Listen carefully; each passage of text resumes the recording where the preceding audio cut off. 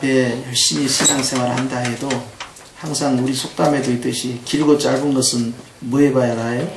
해봐야 한다는 것처럼 말이죠. 마지막이 항상 좋아야 됩니다.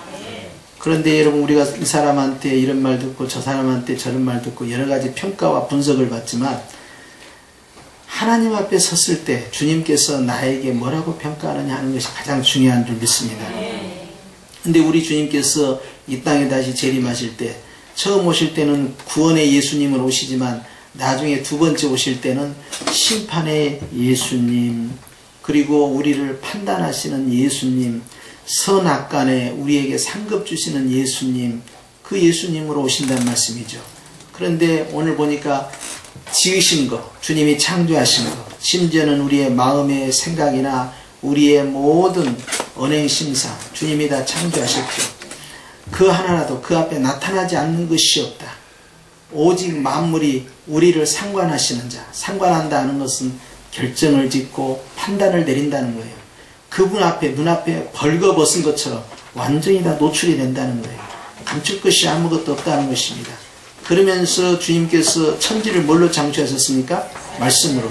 그래서 말씀으로 창조하신 주님께서 또한 온 세상을 말씀으로 심판하시고 말씀으로 마감을 하시게 됩니다. 그래서 요한계시록 19장에 보면 주님께서 백마 타고 오시는 예수님인데 그 입에서 검이 나오는데 그것이 말씀의 검이에요. 주님께서 말씀을 통하여서 이제 우리의 인류의 모든 사역을 다 마감을 하시고 거기에서 선악간에 판단을 내리십니다. 믿는 자는 믿는 자대로, 믿지 않는 자대로 주님께서 평가를 하십니다. 특별히 믿는 자들에 대해서 주님께서 그 행위책에 기록하시면서 상급에 대해서 결정을 하십니다. 그런데 우리가 주님 앞에 서는 날 어떤 모습으로 쓸 것이냐 하니까 다 발가벗은 모습으로, 즉 모든 것을 주님께서 다 오픈하시겠다는 거예요. 물론 우리가 계시록 19장 7절에 보면 우리 주님께서 우리에게 빛나고 깨끗한 세마포옷을 입혀주신다고 했습니다.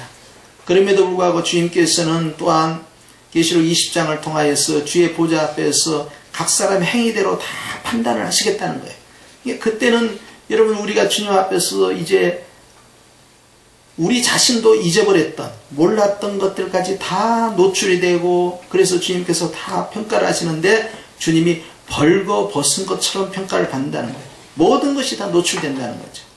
이렇게 하나님께서 우리의 전 삶을 다 오픈하시겠다라고 말씀하고 계시는데, 구체적으로 이렇게 말씀하시고 12절입니다. 시작. 하나님의 말씀은 살아있다. 하나님의 말씀은 살아있다. 하나님의 말씀은 운동력이 있다. 하나님의 말씀은 좌우의 낯선 어떤 검보다도 예리하다. 하나님의 말씀은 우리 혼에 대해서 알고 계신다. 우리의 영에 대해서 알고 계신다. 우리의 관절과 골수를 찔러 쪼개면서까지 그 속에 감추어진 우리의 모든 육체의 삶을 다 알고 계신다. 우리의 의식과 무의식을 아신다. 마음의 생각과 뜻을 다 아신다. 모든 것을 다 아시는데 과거로부터 현재와 앞으로 우리의 삶의 미래까지 다 아신다. 우리가 기억하고 있는 것, 기억하지 못한 것 다 아신다. 모든 걸 다 아시는 하나님이에요.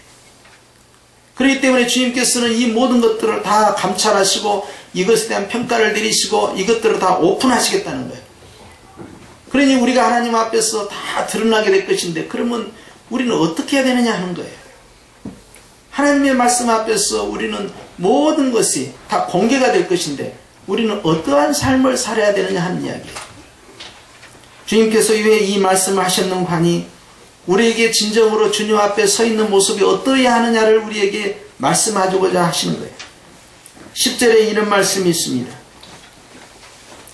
이미 그의 안식에 들어간 자는 하나님의 자기 일을 쉬신과 같이 자기 일을 쉬느니라. 그러므로 우리가 저 안식에 들어가기로 힘쓸지니 이는 누구든지 저 순종치 아니하는 본을 빠지지 않게 하려 함이라 라고 말씀하고 있습니다. 광야의 백성들을 봤을 때 그들 가운데에서 안식을 상징하는 가나안 땅으로 들어가는 그룹이 있고 들어가지 못하는 그룹이 있다. 광야의 1세대는 들어가지 못했고 광야의 1세대 가운데 들어간 사람은 여호수아와 갈렙뿐이고 그 다음에 광야의 2세대가 가나안 땅으로 들어가게 되었다. 가나안 1세대를 형성한 그들이 결국 안식의 상징인 가나안 땅에 입성하는 데 합당했다. 그들이 그 기준이 나누어진 것은 순종의 여부였다. 그것이 바로 믿음이다. 따라서 순종이 믿음이다. 믿음이 무엇이냐 하니까 순종이었고 순종이 무엇이냐 하니까 믿음이었다. 그러면서 그들 가운데 그 안식에 들어가지 못한 자가 있지 않았느냐. 그들이 순종치 아니함으로 그랬다 하는 내용이 그 앞에 기술되어 있습니다. 그러면서 이렇게 안식에 들어간 자와 들어가지 못한 자가 있는데 안식할 때, 즉 진정한 영적 안식이 우리에게 오는데 그것은 바로 예수님이었다. 예수님의 그 초림을 통하여 그리고 그 안식의 완성이 되는 예수님의 재림을 통하여 우리에게 아직 남아있는 안식이 있다 하는 거예요. 하나님의 나라는 이미 시작되었는데 하나님의 나라가 아직 남아있다. 그래서 이미와 아직이라는 두 틈 사이에 우리가 들어있는 것입니다.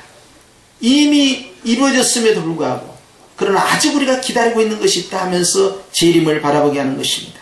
그런데 저 안식에 들어가도록 주님께서 우리를 인도하시면서 10절 말씀해 보니까 안식에 들어간 자는 하나님이 자기 일을 쉬신 것 같이 자기 일을 쉰다. 안식에 들어간 자는 자기 일을 쉰다는 것입니다. 수고와 노동으로부터 벗어나는 것입니다. 창세기 3장에 보니까 선악을 알게 하는 나무 열매를 아담이 따먹는 이후에 아담에게 내려진 징벌은 그가 힘쓰고 했으며 땀을 흘리면서 노동을 해야 됩니다. 그가 그 전에도 일을 했습니다. 온 세상을 다스리고 지배하고 통치하는 것입니다.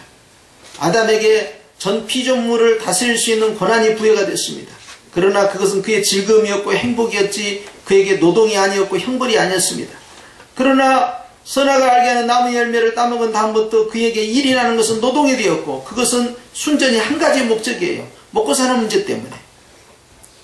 육신의 생명을 연장하기 위하여서 이제 그 일을 해야 되는 것입니다. 그것도 내가 심는 그 땅에서 나에게 협조적으로 나온 것이 아니라 굉장히 비협조적으로 나와서 엉키가 나오면서 가시덤불 속에서 그것을 가꾸어 가면서 노력을 많이 해야 되는 거예요. 이제는 무거운 짐인 것입니다. 그렇기 때문에 수고하고 무거운 짐들 가운데에서 이제 노동의 대가를 지불을 해야 돼요. 그런데 주님께서 천지를 창조하시고 다 완성하신 후에 제7일 때 되는 날 안식을 하신 것 같이 하나님 안에 있는 자들은 또한 안식을 해야 되지 않느냐, 평안을 누려야 되지 않느냐. 예수님께서는 수고하고 무거운 짐진 자들아 다 내게로 오라, 내가 너희를 쉬게 하리라 했어요. 예수님 안에서만 쉼이 있고 부활하신 주님께서 제자들에게 너희에게 평강이 있을지어다. 예수님 안에서만 평안이 있는 것입니다. 그렇기 때문에 예수님을 믿는다 하면서 예수님 안에 있는다 하면서 주님의 초림을 경험하고 주님의 재림을 바라보는 성도가 자기의 일을 쉴 수 있는 은혜가 임해야 되는 것입니다. 그런데 우리가 육신의 문제, 땅의 문제, 물질 문제, 건강 문제, 자녀의 문제, 주택의 문제, 현재의 문제, 장래의 문제, 생활의 문제 때문에 우리는 극심한 스트레스를 받습니다. 많은 염려와 걱정을 합니다. 근심을 합니다. 그리고 괴로워합니다. 이 문제를 어떻게 풀 것인가 고민을 하고 밤을 새기도 합니다. 그러면서 우리는 많은 스트레스를 받습니다. 우리는 우리의 문제로부터 우리가 하는 일로부터 우리가 자유롭지 않습니다. 우리는 늘 압박감을 당합니다. 부담감이 있습니다. 이제는 오늘은 어떻게 살 것인가, 내일은 또 무슨 일이 있을지 우리가 알 수가 없습니다. 그렇기 때문에 늘 마음에 무거운 짐이 있습니다. 자기의 문제로부터 쉬는 것이 아니라 이제는 그 안에서 중압감 가운데에서 주님 어찌할까 하는 마음이 우리에게 있다 이 말이에요. 그런데 진정한 안식에 들어간 사람은, 진정한 예수 그리스도 안에 들어간 사람은 우리 주님이 쉬신과 같이 기쁨으로 쉬신과 같이 즐거움으로 쉬신과 같이 우리의 삶이 행복하고 해피해서 말이죠. 매일같이 즐겁고 말이죠. 그렇게 해서 하나님 앞에서 내 마음에 무거움이 있는 것이 아니라 가벼움이 있고 예수님이 말씀하신 것처럼 편하다 이 말이에요. 그 샬롬, 그 평강이 우리 안에 있다 이 말이에요. 그것을 주님께서 남아있는 안식이 있다. 그 안식 가운데에서 우리가 어떠한 삶을 살아야 되냐 하는 것을 말씀하고 있는 겁니다. 그런데 우리 안에 죄책감이 도사리고 아담과 하와가 하나님의 말씀에 거역하고 불순종함으로써 그가 수고하고 무거운 짐을, 인생의 짐을 지고 살았던 것처럼 우리의 삶 가운데 주님과의 관계가 불편해지고 죄악 가운데 머물러 있으면 우리의 삶이 결단코 행복하지가 않습니다. 기쁘지가 않습니다. 편히 쉬지를 못합니다. 평강이 없습니다. 괴로운 것이죠. 그런데 주님께서 우리의 마음도 다 꿰뚫어 보시고 생각도 꿰뚫어 보시고 말하는 것도 꿰뚫어 보시고 내가 잊어버린 것도 다 기억하고 계시고 내가 숨기고 싶은 것까지 다 벌거벗겨 놓으시니 주님 앞에 나는 어떻게 안식을 누릴 수 있느냐 이 말이에요. 나의 삶의 무게감도 막중하거늘 하나님 앞에서 감히 그 얼굴을 들어서 주님을 바라볼 수 있겠냐 하는 거예요. 평안이 없는 거예요. 샬롬이 없는 겁니다. 괴로운 겁니다. 참 안식이 없는 거예요. 예수님을 믿고 있는 사람에게 이러한 일이 있을 수 있다는 거예요. 주님께서는 이거에 대해서 경계하시는 것입니다. 주님이 우리의 모든 것들을 다 오픈하시는 그때가 되기 전에 우리는 하나님 앞에서 해야 할 것이 있다는 거예요. 벌거벗은 자처럼 주님 앞에 서 있는 그때가 이르기 전에 우리의 마음 가운데 이미 시작된 하나님의 안식을 우리가 지금 누리고 있어야 한다는 것입니다. 그러면서 주님께서 14절 말씀에 이렇게 말씀합니다. 시작. 그러므로 우리에게 큰 대제사장이 있으니 승천하신 자 곧 하나님의 아들 예수시라 라고 말씀합니다. 이렇게 문제가 심각하고 우리가 안식에 들어가지 못했고 우리가 주님 앞에서 다 오픈될 것이고 우리가 지은 죄까지 다 드러나게 될 것이고 하나님의 말씀으로 창조하신 것처럼 말씀으로 심판하시고 말씀 앞에서 우리가 다 벌거벗게 될 것인데 우리는 이제 어찌해야 할꼬? 주님 앞에서 나에게 안식 없고 평안이 없고 샬롬 없는데 우리는 어찌해야 될꼬? 그러므로 이제 어떻게 해야 되는가에 대해서 말씀합니다. 아무것도 없는 것 같지만 있지 않느냐? 누구입니까? 대제사장이신 예수님이라는 거예요. 대제사장은 누구입니까? 대제사장은 백성의 문제를 들고 나가서 백성의 근심을 들고 나가서 백성의 죄악을 들고 나가서 하나님 앞에 나아가 기도하는 사람입니다. 중보하는 사람입니다. 문제를 해결하는 사람입니다. 그렇기 때문에 해결자예요.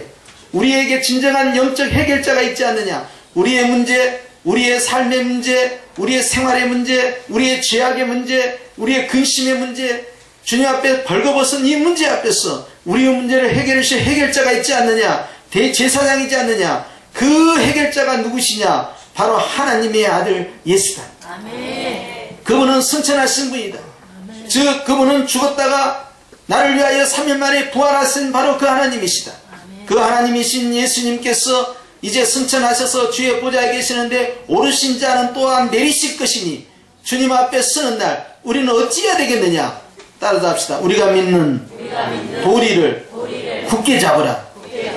우리가 믿는 도리가 무엇입니까? 복음입니다. 우리가 믿는 도리가 무엇입니까? 말씀입니다. 아멘. 구체적으로 우리가 믿는 도리가 무엇입니까? 바로 승천하신 자 예수 그리스도입니다. 아멘. 예수님을 굳게 붙잡으라는 거예요. 아멘.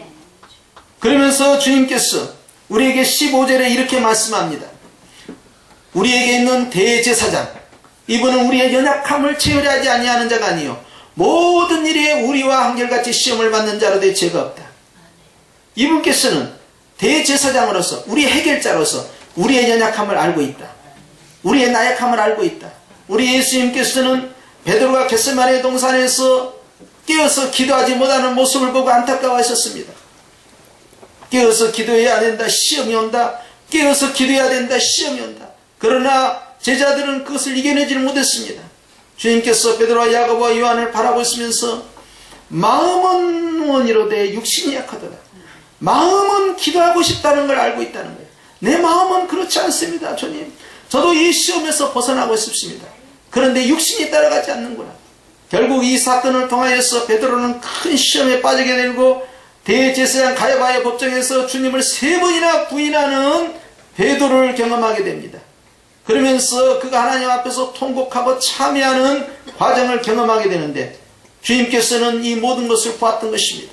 사단이 너를 밀가부르다 하려고 너를 청구하였으나 내가 너를 위해서 기도하고 있다. 그렇기 때문에 너는 약해져서는 안 된다는 걸 이미 경고함을 받았지만 그는 기도로 자기 자신을 무장하지 못했습니다. 그런데 이미 경고를 받고 그 말씀 앞에 순종하지 못해도 주님께서는 그 마음을 이해하고 있다는 거예요. 네 마음을 나는 알고 있다. 그러나 너의 육체는 약하다. 네 생각은 그렇지 않는데 너의 환경은 그렇지 않는구나. 네 본심은 그렇지 않는데 너는 주님 앞에서 한없이 나약한 모습으로 살고 있구나. 우리 주님은 알고 있다는 거예요. 그러면서 주님께서 우리를 향하여서 동정심을 발휘합니다. 우리에 대해서 주님께서는 우리의 마음과 생각에 대해서 이해를 하시고 공감해 주시고 긍휼히 해 주시고 불쌍히 해 주신다는 거예요. 그러면서 주님께서 두 번째 그러므로를 16절에 이렇게 말씀합니다. 시작. 그러므로 우리가 긍휼하심을 받고 때를 따라 돕는 은혜를 얻기 위하여 은혜의 보좌 앞에 담대히 나아갈 것이니라. 불쌍히 힘을 받고 동정심을 받고 우리를 향한 주님의 크신 극진한 사랑을 받을 때 때를 따라서 돕는다. 한 번만 돕는 것이 아니라 지속적으로 돕는 것이고 이례적으로 돕는 것이 아니라 계속적으로 연속적으로 돕겠다는 거예요. 때마다 주님께서 돕는 은혜가 임하는데 바로 이 은혜를 얻기 위하여서 주님 앞에서 벌거벗은 모습으로 살 수밖에 없고 나약한 모습으로 살 수밖에 없고 주님 앞에서 책망받을 수밖에 없는 그러한 삶이 있다 할지라도 주님 앞에서 내가 온전하지 못한다 할지라도 좌로 우로 기웃뚱거린다 할지라도 말씀에 온전히 붙잡혀 승리하는 삶을 살지 못한다 할지라도 그럼에도 불구하고 지금 우리가 해야 할 것은 은혜의 보좌 앞에 담대히 나아가는 것이다. 말세에 있어서 주님으로부터 평가를 받고 판단을 받고 주님으로부터 우리가 상급에 대한 결정을 받을 때 우리의 연약한 모습이 너무 많을 수 있다는 거예요. 마음과 생각을 다 감찰하시고 혼과 영과 관절과 골수를 찔러 쪼개면서까지 우리의 모든 보이는 세계와 보이지 않는 세계, 미시적 세계로부터 거시적 세계에 이르기까지 기억하고 있는 것도 기억하지 못한 것까지 알고 지은 죄로부터 모르고 지은 죄에 이르기까지 우리의 삶은 낱낱이 과거로부터 현재와 미래까지 다 오픈하실 주님 앞에서 나는 어떻게 살 수 있겠느냐. 진정으로 예수님 안에서 내가 안식을 누리고 샬롬을 누리고 평강을 누려야 되는데 내가 어떻게 살아야 되느냐. 나의 연약함 속에서 어떻게 살아야 되느냐. 낙심하고 실망할 것 없다는 겁니다. 우리가 해야 할 것은 믿는 도리를 굳게 잡는 것, 즉 예수 그리스도를 굳게 잡는 것이 우리에게 남아있다는 거예요. 예수님의 피를 의지해서 우리가 나아가는 것입니다. 히브리서 10장 19절 이하의 말씀에 보면 우리가 예수의 피를 힘입어 그의 성소 안으로 담대히 들어간다고 그랬어요. 그렇기 때문에 우리는 예수의 피가 아니고는 살 수 없고 예수의 공로가 아니고는 살 수 없고 예수의 이름이 아니면 살 수가 없고 예수님의 사랑이 아니면 살 수가 없는 존재이기 때문에 예수님을 굳게 붙잡은 우리에게 희망이 있다는 것입니다. 두 번째, 그러므로 은혜의 보좌 앞에 나갈 때는 담대히 가라는 거예요. 우물쭈물하면서 가지 말고 의심하면서 가지 말고 억지로 가지 말고 확실하게 가라는 것입니다. 은혜 받는 일에 있어서 기도하는 일에 있어서 찬양하는 일에 있어서 예배드리는 일에 있어서 봉사하는 일에 있어서 헌신하는 일에 있어서 섬기는 일에 있어서 확실하게 하라는 것입니다. 우물쭈물하지 말라는 거예요.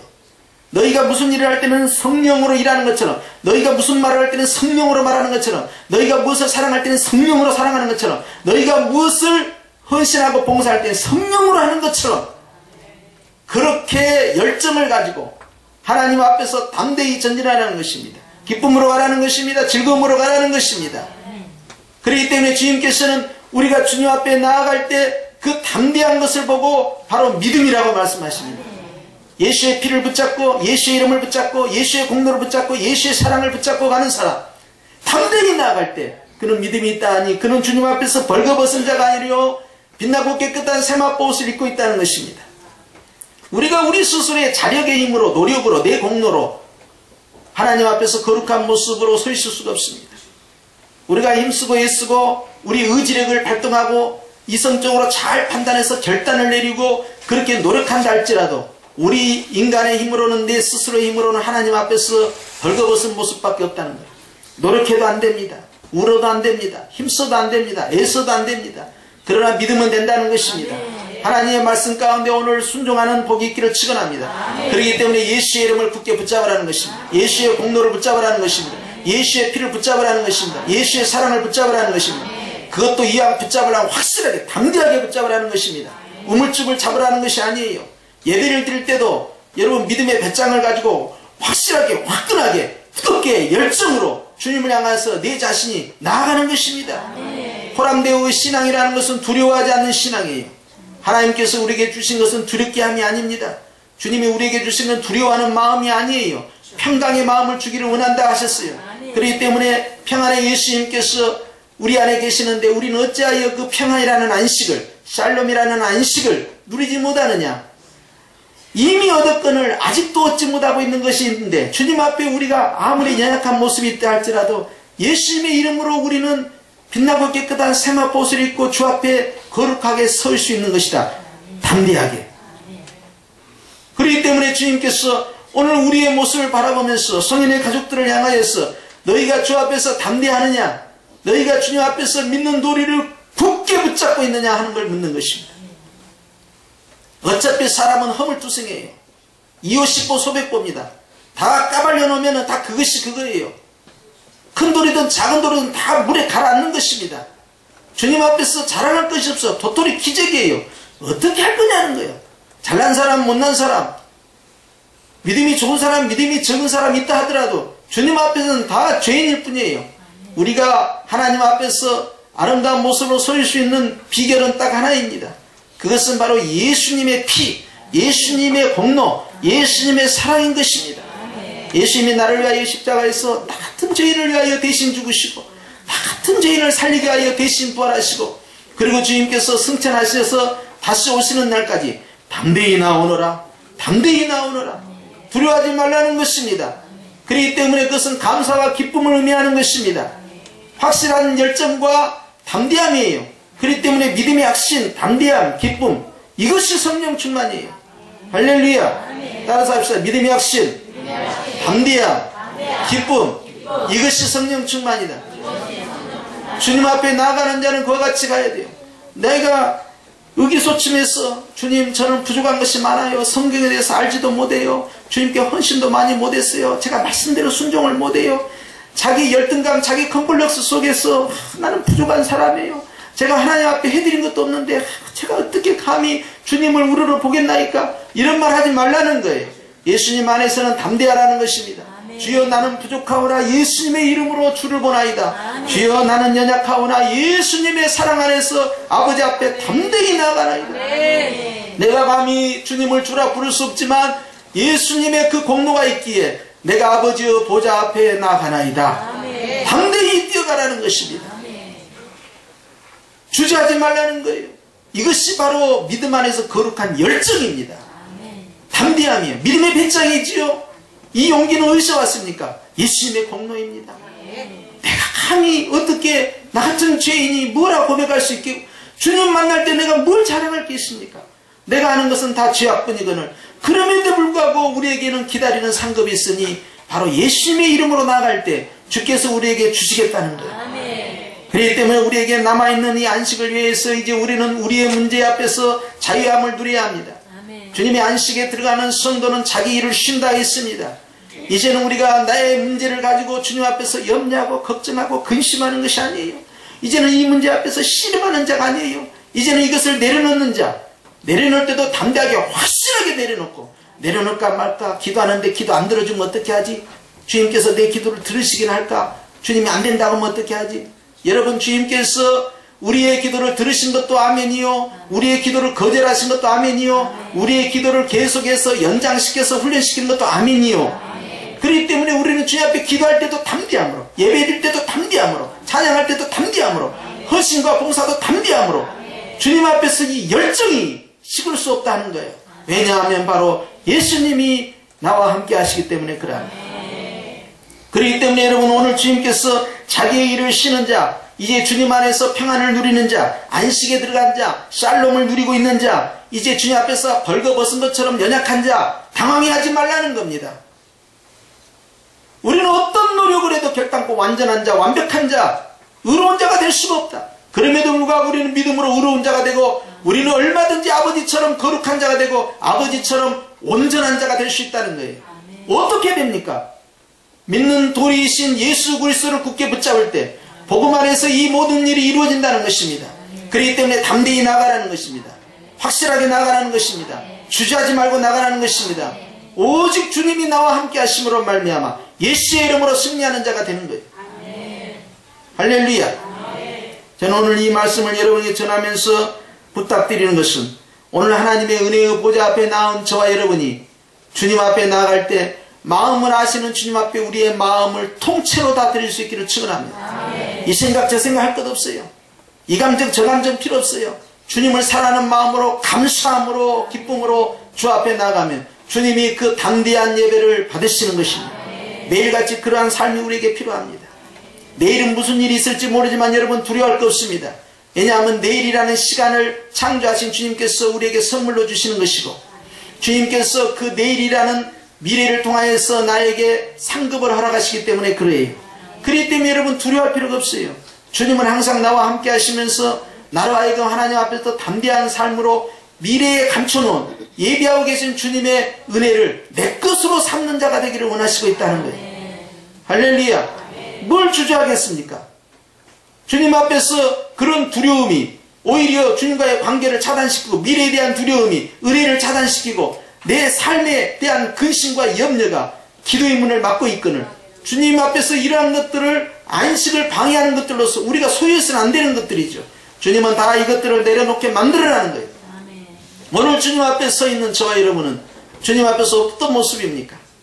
나는 연약하고 부족하오나 나는 어떤 모습입니까? 나는 예수의 이름을 붙잡고 주의 보좌 앞에 담대히 나아가는 안식을 누리는 자입니까? 아니면 아직도 여전히 어떤 문제에 매여 있고 어떤 환경에 매여 있고 어떤 상황에 매여 있어서 우물쭈물하고 두려워하고 걱정하고 근심하는 연약한 자입니까? 주님은 다 알고 계신다는 거예요. 다 벌거벗은 것처럼 다 보고 계신다는 거예요. 그렇기 때문에 우리의 문제를 과감하게 맡겨야 돼요. 내려놓을 때도 확실하게 내려놓아야 돼요. 의지할 때도 확실하게 의지해야 돼요. 우리 주님이 그러한 담대한 믿음을 가르쳐서 칭찬하신 것입니다. 따라서 합시다. 믿음이 순종이다. 순종이 믿음이다.